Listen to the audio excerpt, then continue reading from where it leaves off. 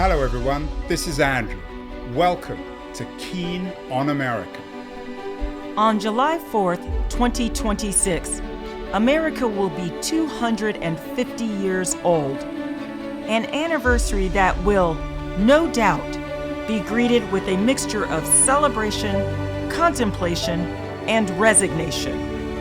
In Keen on America, Andrew talks not just about the American past and present, but also speculates on its future. What, Andrew asks, will be the 21st century fate of this now venerable American republic?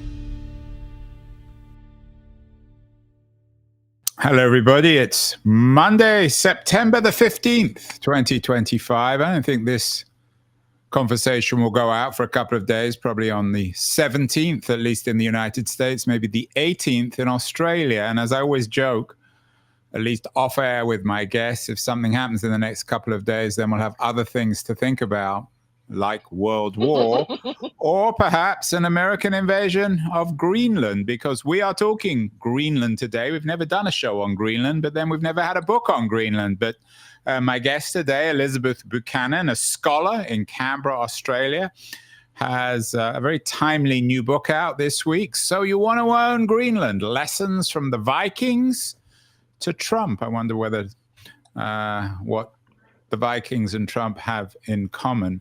Elizabeth, welcome to the show. Congratulations on the new book. What's the chance the next couple of days that Donald Trump will invade Greenland? I'm not a betting woman, Andrew, but thank you for having me on. And yeah, really timely book. The likelihood of taking Greenland, it's not 0%, and I think that's why we're here. Well, I'm not saying I hope he invades, but if he does in the next couple of days, this will become a very popular show. So as we were saying, Elizabeth, there aren't many experts on Greenland. There certainly aren't many experts in Australia on Greenland. How many thousands of miles from your home in Canberra did you suggest Greenland is? Right, so you'll have to convert it for your fellow Americans, but we are 17,000 kilometers. So what is that in miles? I don't know, it's a lot. Anyway, it's too many to fly. Lot, right? It's days. But I mean, you couldn't get any further from Greenland than if you were down in the Antarctic. Yeah. So for people watching, here we have an image. Greenland is a very large place, but of course, highly uninhabited, and the top of the world. And Elizabeth's in the bottom of the world in Australia. How did you get into it then, Elizabeth?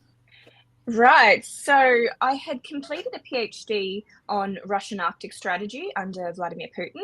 And that interest was kind of kicked off by a few years that I was working in a major oil company that was trying to engage in the offshore Arctic market at the time. And for me, it was simply a case of I didn't understand how we had international rules, international order frame, and I'd just done a liberal arts degree previously to my graduate position at the oil firm. And so I couldn't understand how states, were crafting these policies about trying to compete with Russia. And then we had companies like the one I was working for, which have, GDPs of small African nations that were actively engaging with Russia in the Arctic and wanting to get a foot in the resource kind of carve up there that had kind of kicked off, 20 years ago. So my interest, though, and obviously, if you look at a map, you'd say Australia is so far from Greenland, but the dynamics of what are going on at the top of the world, above that Arctic Circle, of which Americans have a key interest, that's your back door, they're very similar to what we in Asia, in the global south, are experiencing in Antarctica. So the ends of the earth, as it were, are mirroring each other very, very closely. And if you know what to look for, your back door is on fire. Wow, your back door is on fire. That might be the title of our conversation today. And in fact, if you look at the map of Greenland, imagined on Wikipedia, Australia doesn't even appear. So I don't want to give this conversation too much. I'm feeling attacked as an Australian. So I will put out there that I'm actually a Kiwi, but I have become an Australian. So you're from New Zealand. But again, you couldn't get any further from the north. But I will just say the dynamics are very similar.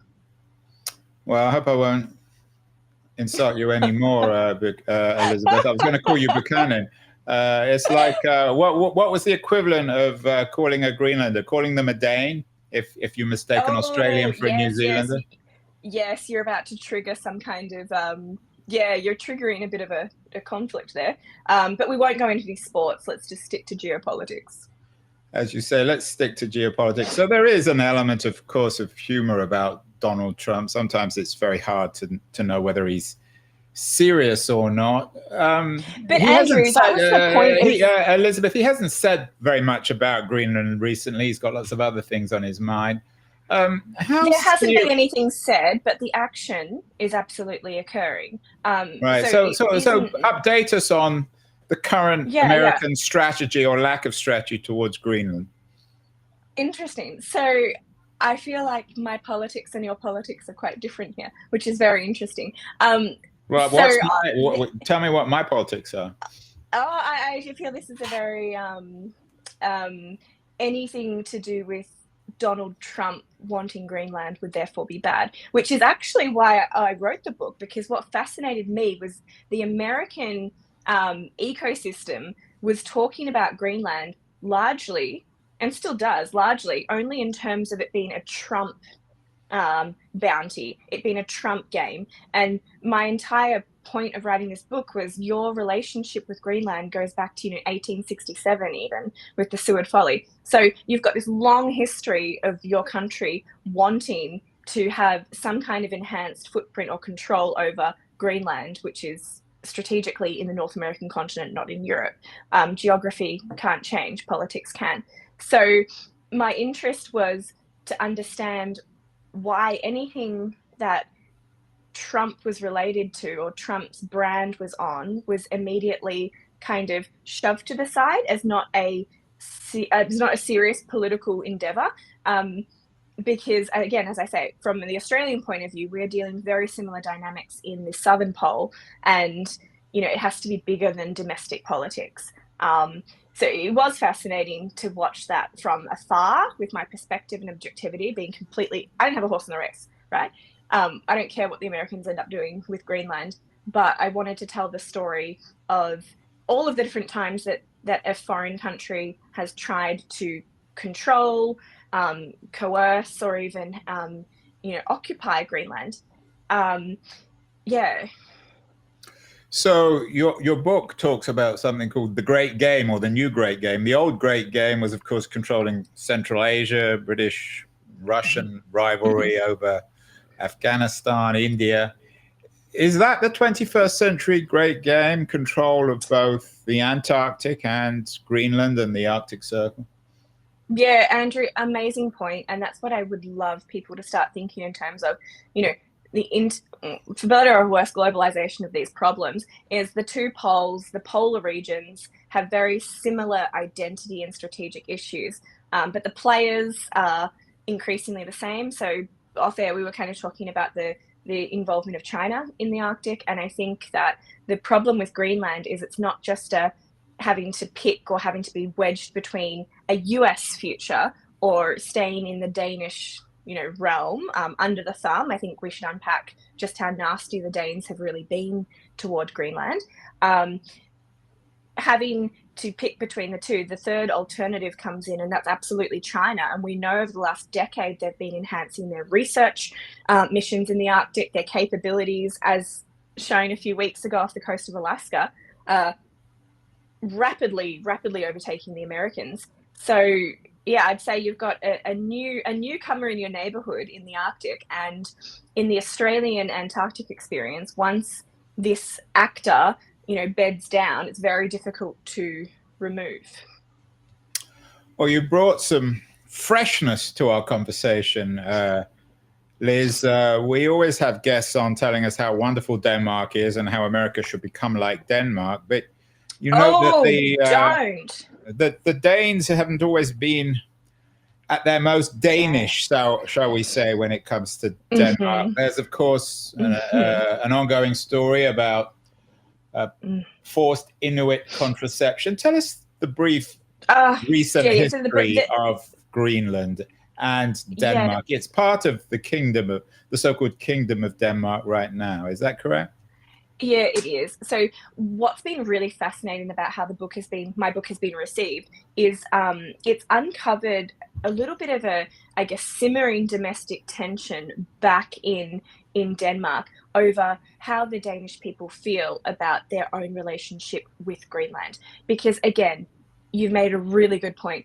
People often point to the Scandinavian countries, especially Denmark, about being some kind of beacon of humanity and, universal rights and childcare and equality. And we need to be more like them. And what about their open sandwiches? 100%. That they're doing something right. And, they're always happy. Every poll that comes out says they're the happiest people on earth. What the hell are they doing? But the shocking undercurrent is this kind of national sentiment in Denmark, which is to completely ignore what has happened and what continues to happen in Greenland. So they would never like to, face the fact that they have a colony essentially that they're still running.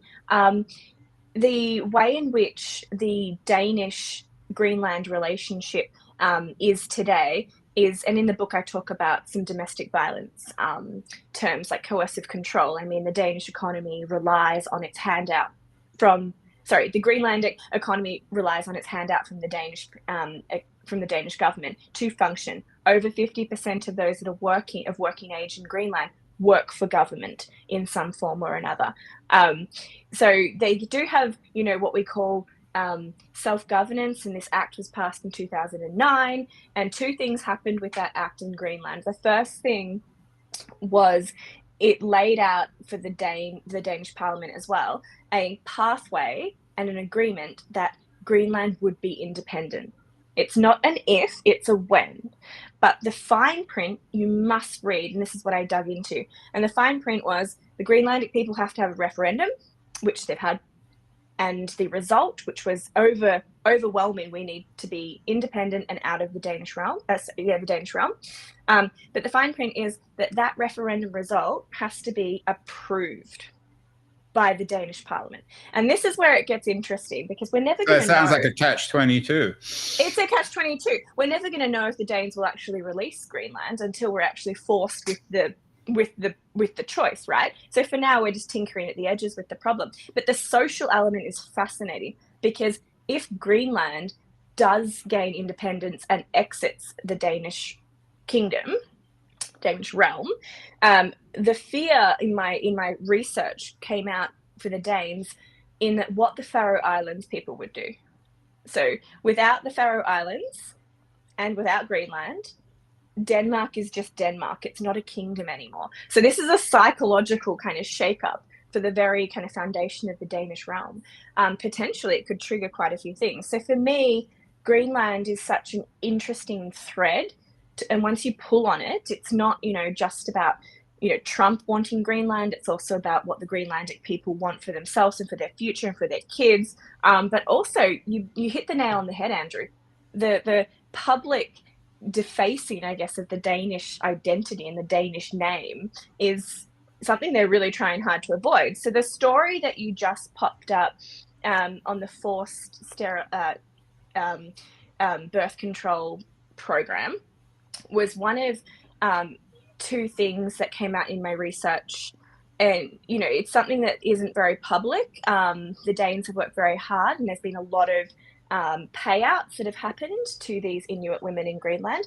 But essentially, Greenlandic women took their 12 and 13-year-old girls largely to the doctor. Now, in Greenland, healthcare is provided by the Danes. So you didn't ask questions. And they were fitted with these devices that basically make it very, very difficult, not 100%, but 99% impossible to have a baby. This is all Inuit girls, or just some? This is what they tried to do. It was a program that they rolled out, very similar to, like, in Australia we'd have like a dental program or a vaccination program. Like, this is how concerted the effort was. So it's like a kind of reverse ethnic cleansing. It was an attempt to stop Inuits having children, so there'd be more Danes. They wouldn't say that on the packet, right? But they would say, oh, it's because we needed to I've got some interesting emails that I can dig out. But one email was, it wasn't about controlling the birth rate of the Inuit population. And it's like, well, yes, it was, because it was more mouths to feed and less money going into the Danish pocket. Like, we know that's what it was about. But second of all, we had this really perversive influx of Danish seasonal workers going to Greenland. So, there was issues there. I think, Australia certainly has a very spotted and awful history of doing very similar things. Yeah, So I mentioned off air, I was in Melbourne last week. I went to the museum, Aboriginal art. So every country has a history, but it's interesting that the Danes have a contemporary history of this. Just before we get into some of the more strategic details of the current situation in Greenland, how many people actually live there? It's a huge place. Yeah. But how many Greenlanders are there? 56 to 57,000 people. And it is, yes, a huge place if you bring up the map again. So this huge island, but the majority are in Nuuk, down to the kind of southwest. And it's very, settlement. And you can fly there now from the United States. You can go. You go from Newark on United. But judging from some of the photos of the fjords, Elizabeth, it looks like a lovely place.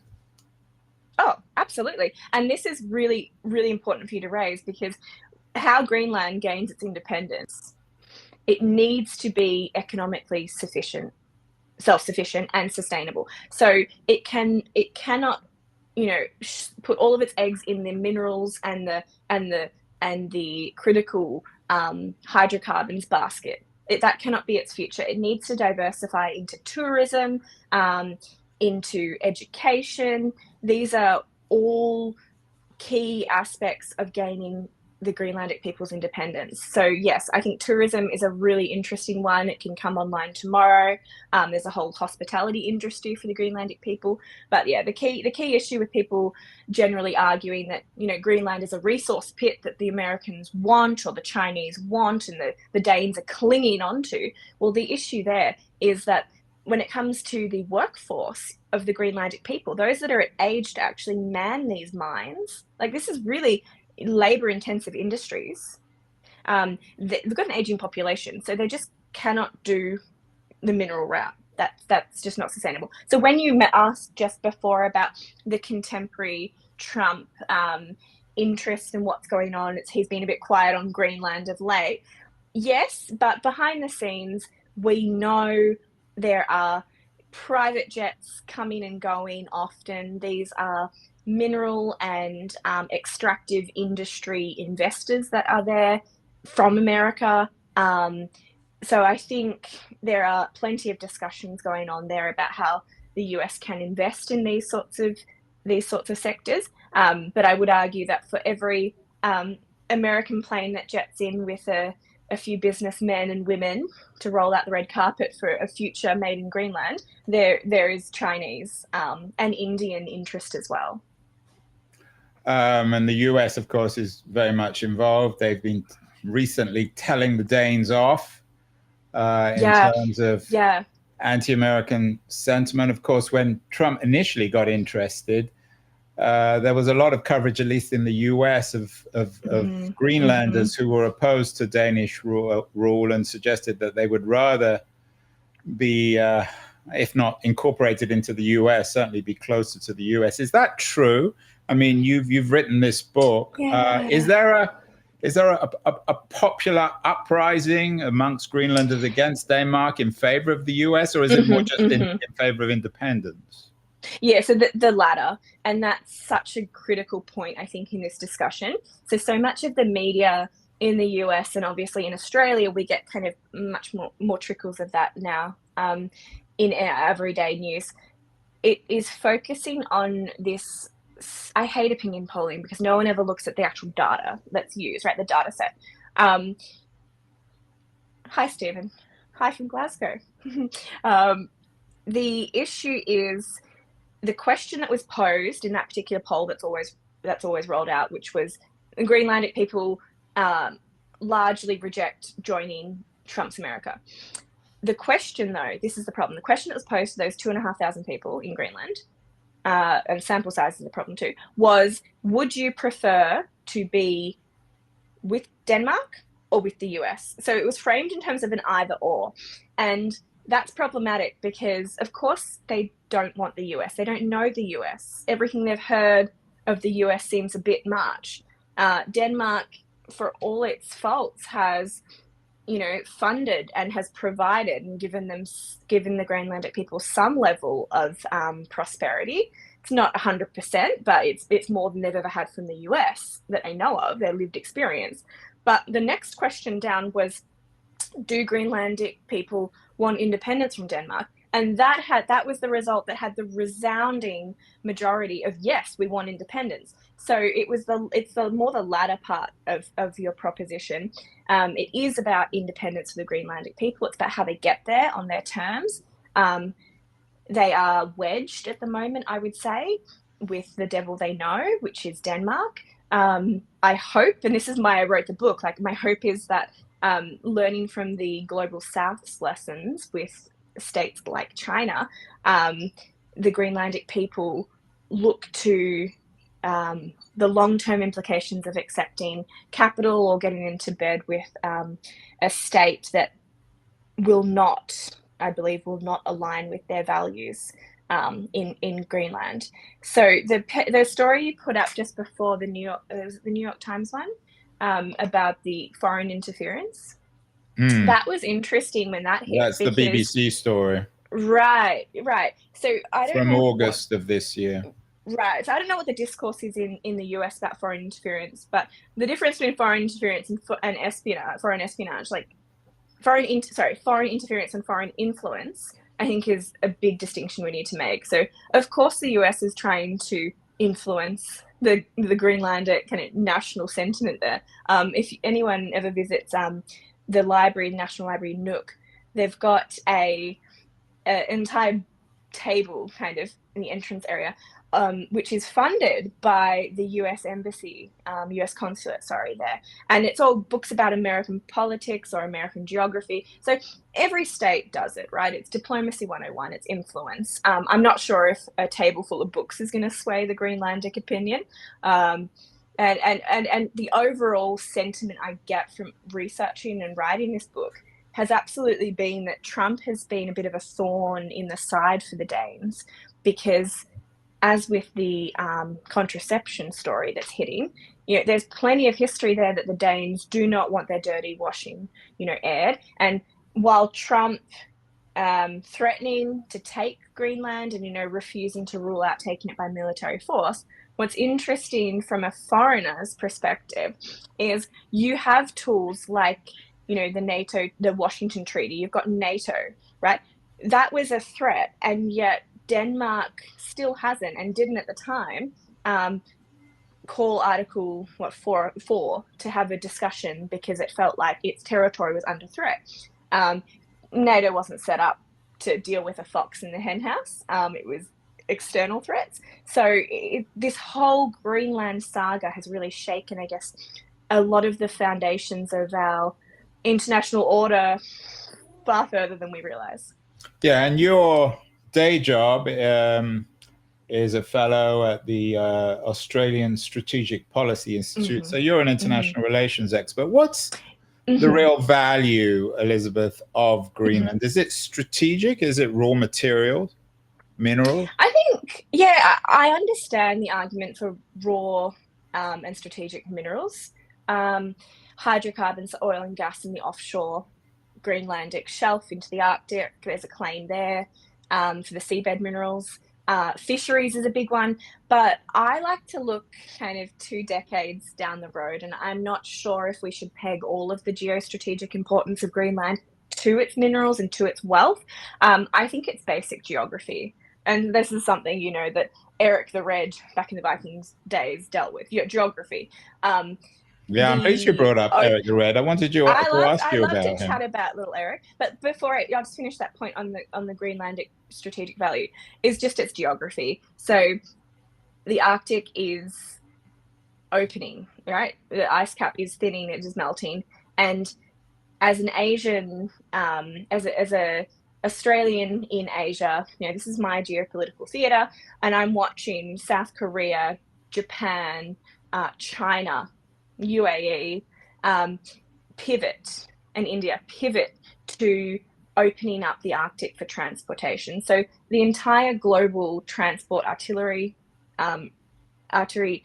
it's shifting from a Malacca Strait, South China Sea, through Indian Ocean for Europe-Asia trade, and we're going north.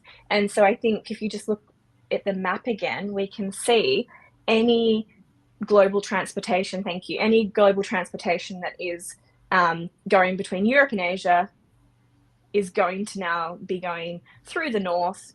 So it's the new Panama Canal. It's the new Suez Canal. It is.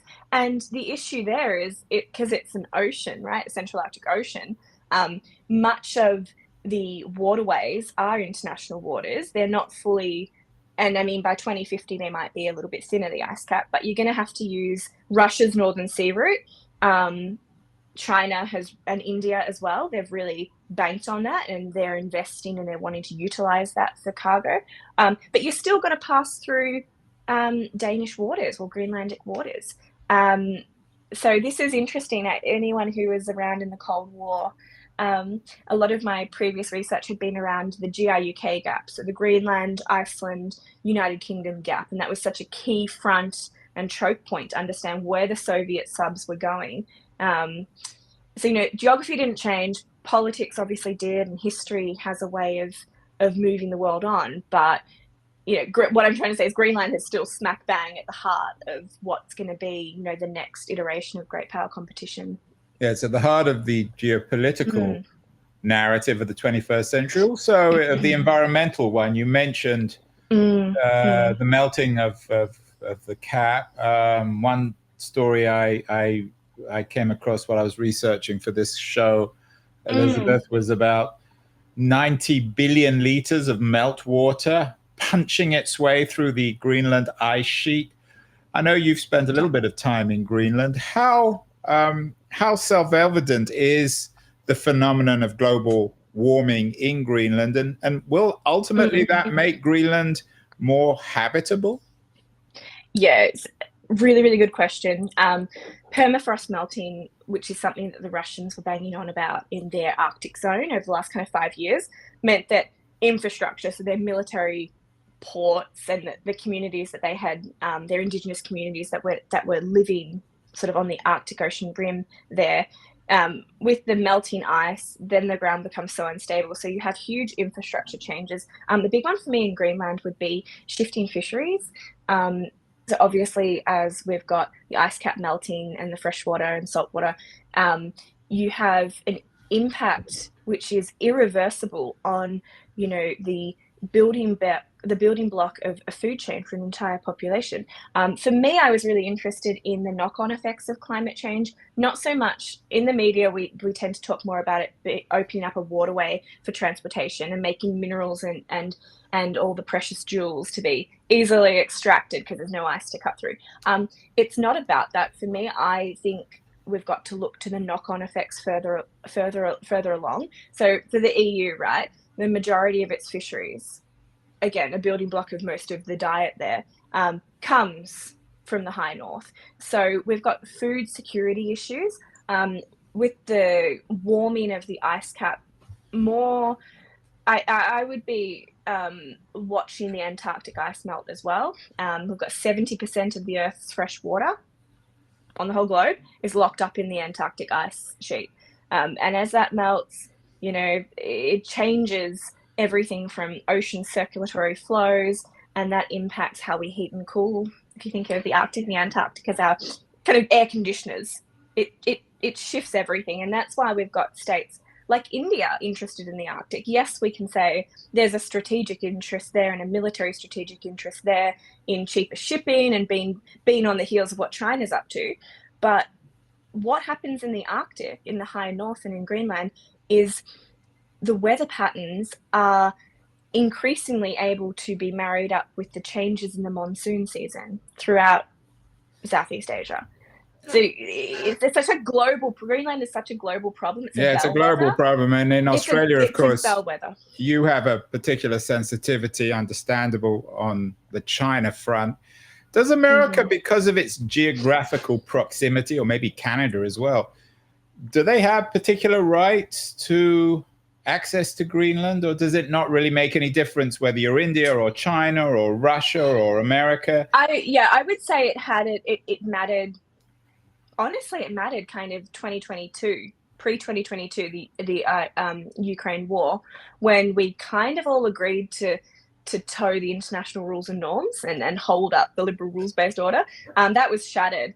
And so the facilitator of international law in the Arctic, UNCLOS, is getting I'd say it's utilized by China in a way that we call it's lawfare. So they're not necessarily breaking the rules when it comes to accessing exclusive economic zones for transit, or conducting research in global commons. But it is the issues of dual use. So technologically, they are advancing at a rate we've never seen before, and they're working within the rules that we've established in a way that it's disingenuous for Western countries to say that they've got no right to be doing what they're doing, or it's pervasive, their activity they're undertaking, because essentially, polar research to one person is scientific and it's about understanding the global climate. But then to another person, it's, about establishing satellites to monitor and to watch what your adversary is doing. So it's a really murky area. Canada has obviously much more of a stake in the Arctic, just in terms of its Arctic rim. Yeah, great map. So if you can see all of the kind of Canadian Arctic territories, it's very fragmented, very difficult to navigate, but you've got your sort of Northwest Passage that goes between Asia and Europe. My funnest point about, sort of my quirkiest point about the Arctic geopolitical game is that the biggest issue at the moment in political terms is actually between the US and Canada over this northern Northwest Passage and their relationship. So the US says it's international waters, we can do what we want, we can open it up, we can utilize it, and Canada says no, it is territorial waters and you need permission. So that will be interesting to see kick off. The US obviously doesn't. It has signed UNCLOS. Could when it comes to the US, could Elizabeth, the Monroe Doctrine be resurrected for the 21st century? Yeah, and I do think that was where the early first Trump administration was going with Greenland. It was really trying to frame its interest in terms of a kind of modern, a new age Monroe Doctrine.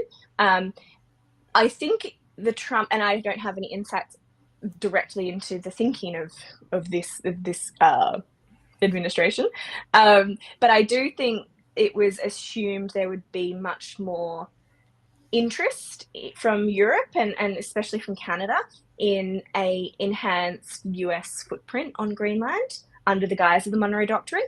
But I think it was a rude awakening to find that the Europeans were a bit more hesitant to get on board. And so instead of, I guess, working through that problem, whether that's a personality thing or it's just how politics happens in Washington, instead of working through that and explaining, I guess, the long-term pacing threat that is China, it became a very short-term tit-for-tat discussion. And we're here now. This is where we're at. There's no solution right now. Well, that's a complicated thing. Finally, you mentioned Eric the Red. We did a show actually on the Vikings a few years ago with I'll have to go back. Kat Jarman, who has a wonderful book called River Kings, A New History of the Vikings from Scandinavia to the Silk Roads. When it comes to a model for Greenlandic independence, should they be looking at Iceland? Is Iceland a model for an independent state that's separate from Denmark, but also separate from the United States and Canada and India and China and Russia? So they've got similar populations. obviously the size of the territory, apples and oranges, and that's the real issue. If you can't secure and control your own country, the prosperity part of the equation is really difficult. So it's really interesting.